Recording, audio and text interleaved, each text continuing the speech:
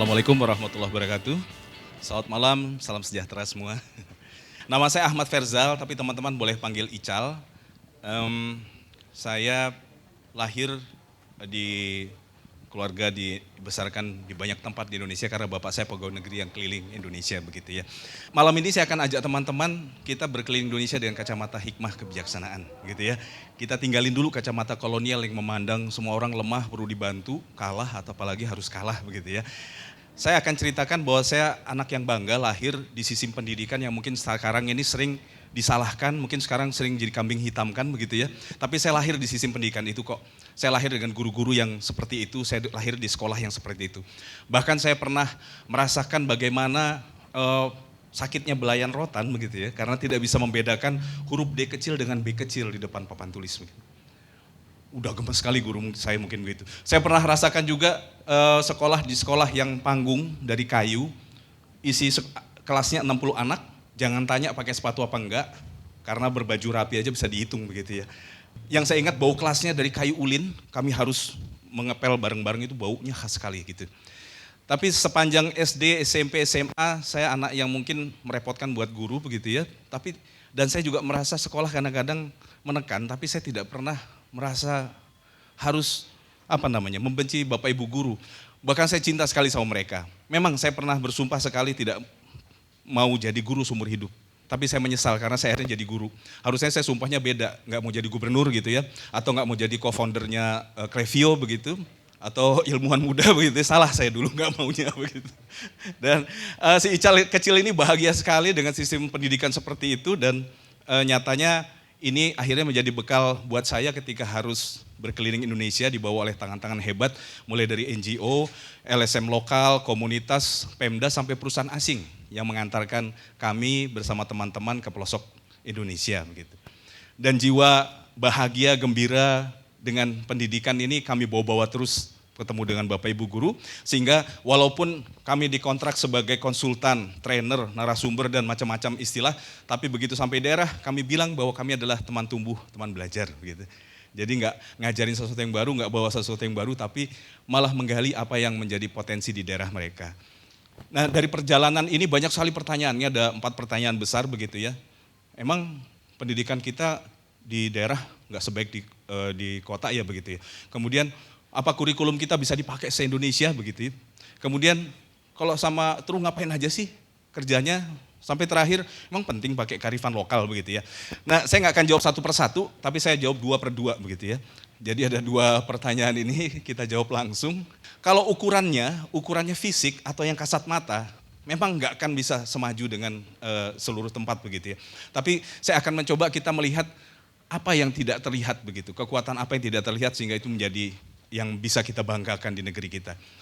Kita tahu kita punya 200 juta lebih, mungkin 17.000 pulau, tapi yang menarik teman-teman, ada 700 lebih bahasa di Indonesia. Dan kita tahu bahasa itu terbentuk karena ada kegiatan, betul ya? Ada gerakan, ada interaksi itu baru ada bahasa. Nah kegiatan ini terbentuk ketika ada lingkung bahasa kami. Lingkung itu kekayaan alam, budaya begitu, dan itu unik di kita. Makanya mungkin ada 700 lingkung, mungkin lebih begitu ya, yang menciptakan bahasa-bahasa berbeda. Contohnya, nih teman-teman pernah dengar kata-kata ini? Ifar Babrongko misalnya begitu, saya senang sekali ngomong Ifar Babrongko. Itu letaknya bisa lihat di sana. Mungkin banyak lagi kalimat-kalimat aneh yang saya nggak tahu juga, tapi ini daerah-daerah yang kami kunjungi, ini bukan kota tapi kecamatan atau desa begitu ya. Nama-nama desa yang unik sekali, dan pasti ada arti di belakangnya. Dan ini pasti bahasa ini juga ada maknanya begitu ya. Nah saya nggak akan bicara soal bahasanya, tapi coba kita masuk ke daerah-daerah yang asik ini. Salah satunya Nataweru. Saya ingat ketemu Pak Wendel di sana ketika dia bilang, Pak, dia bercerita, saya grogi sekali ketemu utusan kepresidenan. Kebetulan akhirnya beliau dan teman-teman guru di Kabupaten Sika memenangkan Millennium Development Goals ya, runner up di tahun 2014 gitu. Saya harus mengulang lagi Pak, menggunakan kelapa. Saya sudah rancang kegiatan pembelajaran menggunakan kelapa karena daerah kami banyak kelapa. Dan ini dia mengajarkan anak kelas 1 menggunakan kelapa, matematika ya.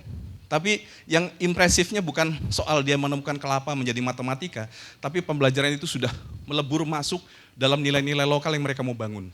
Mereka punya bahasa bersama nih, yang membangun karakter anak-anaknya. Ada watengmi, Itu artinya jiwa yang baik diri dan Tuhannya. Ada imung deung, kerjasama dengan sesama. Ada tatinahing, menjaga alam sekitar begitu. Dan itu yang dia lakukan. Begitu juga mereka guru-guru di daerah sana mereka sudah sadar bahwa sekolahnya itu 1.500 meter, jadi kelasnya bukan cuma yang kotak itu saja. Tapi di pojok sana bisa belajar tentang korosi, di pojok sana mereka bisa belajar tentang penguapan begitu. Banyak hal yang dilakukan. Bahkan kesadaran tentang budaya menjadi pembelajaran pun sudah hidup di sana. Ini guru-guru berani, istilah kami. Guru berani yang lawannya bukan takut, tapi nyaman. Dan mereka sudah mau berkarya dengan apa yang ada, tidak mengada-ada dan tidak menunggu semuanya tersedia.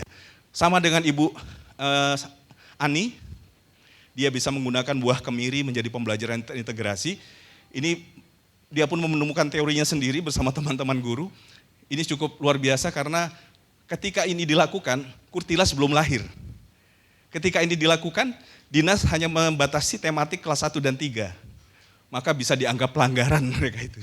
Mereka mengintegrasikan kelas 4, 5, 6. Tapi mereka punya teori, mereka pertanggungjawabkan, dan mereka bahagia. Dan ini, mereka juga punya bahasa bersama, namanya pendidikan harmoni. Kalau tadi teman-teman di Nataweru, mereka punya nama pendidikan karakter spirit kula babong begitu. Jadi ada bahasa bersama yang membuat mereka bersatu. Sama dengan Ibu Rensi di Papua yang bisa menemukan pembelajaran di tempat anak-anak sering bolos sekolah begitu. Dia bikin pembelajaran menarik. Di Jair Papua juga begitu, guru-guru mereka bisa menelisik potensi anak sekolahnya sampai mereka bisa membagi tim. Ini tim guru untuk mengajak anak-anak mau datang ke sekolah. Supaya bikin kegiatan yang menarik, jadi anak-anak datang ke sekolah. Nanti kalau sudah mulai datang ke sekolah, ini ada tim guru yang mengajak anak masuk ke dalam kelas. Nanti baru ada tim gurunya, itu mereka bagi, dan mereka mau melakukan itu. Di Fatu Tasu, di daerah timur, bahkan guru-gurunya bisa mengajak orang tua murid untuk membuat sekolah sama-sama, sekolah amnasid namanya, sekolah orang tua. Tidak ada guru, tidak murid, semua belajar untuk mendidik anaknya. Nah teman-teman silahkan nonton di YouTube kami. Filmnya nggak bagus, mungkin bakal banyak kritik kalau masuk ke Oscar, siapa yang masukin ya. tapi kayak cerita lah begitu ya. Memang ini sengaja karena yang ngambil juga guru, kadang yang mengambil mereka juga. Nah 2 pertanyaan lagi, ngapain aja, terus emang pendidikan lokal itu penting ya gitu ya. Baik, teman-teman boleh lihat website kami, kalau mau tahu seperti apa, Kerja True. Kami yakin sekali bahwa kita bangsa yang unik. Lingkung kita banyak, ada alam fisik, ada alam hayati, ada masyarakat, kehidupan beragama dan budaya. Tiap daerah beda, anak lembah beda dengan anak pantai beda dengan anak gunung beda dengan anak hutan, begitu juga dengan anak kota. Di lingkungan yang unik ini kita punya kemampuan, sehingga bahasa kami helping people where they own power. Power mereka, kekuatan mereka adalah lingkung. Kerja kami hanya menggelitik kaki saja, supaya mereka mau bangun, bangkit dengan kekuatannya sendiri seperti itu. Jadi tidak ada hal baru yang kami bawa, justru kami belajar banyak dari sana. Teman-teman bisa saksikan betapa hebat bangsa kita. Ada bangsa yang bisa bikin kapal tanpa gambar, di Makassar itu mereka bisa bikin kapal tanpa gambar. Bahkan ada satu nyanyian yang bisa mencegah perang suku di Papua. Satu orang tua masuk ketika suku mau berantem rebutan tanah yang dikapling oleh bor minyak begitu ya. Dia bacakan semua silsilah suku, sampai yang tidak dibacakan malu, menangis mundur ke belakang. Itu bangsa kita, begitu ya. Dan kami juga bawa pesan ini dari guru kami, Pak Profesor Yustrusiana. Beliau katakan kalau kalian datang ke daerah menganggap mereka lebih lemah, lebih perlu dibantu, pulang aja. Gak usah datang. Ya, karena kalian bawa kacamata kolonial ke daerah mereka. Dan bagi kami ini jadi satu jargon, stop pelatihan, lakukan banyak pendampingan. Memang tidak seksi, kalau melakukan pendampingan ini waktunya lama, tapi kami ciptakan orang-orang yang seperti kami, jadi trunya istilahnya. Dan kami buka semua caranya, bagaimana mendampingi, bagaimana membuat pendampingan cepat. Sehingga kami pun punya adab-adabnya untuk mendampingi, kami katakan bahwa kami datang sebagai pemulia. Dan mereka harus dimuliakan Bapak Ibu Guru itu. Dan kami juga membuat dokumentasi ini yang paling penting, supaya teman-teman guru mereka punya buku. Dari setiap daerah mereka bikin buku. Dan buku ini kegiatan pembelajarannya tidak bertentangan dengan kurikulum nasional, dengan kearifan lokalnya masing-masing.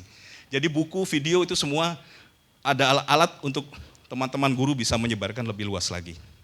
Dan kami sudah membuat rancangan langkahnya, sehingga tadi cerita saya, tadi cerita kami, sekarang saya ingin mengajak cerita teman-teman semua.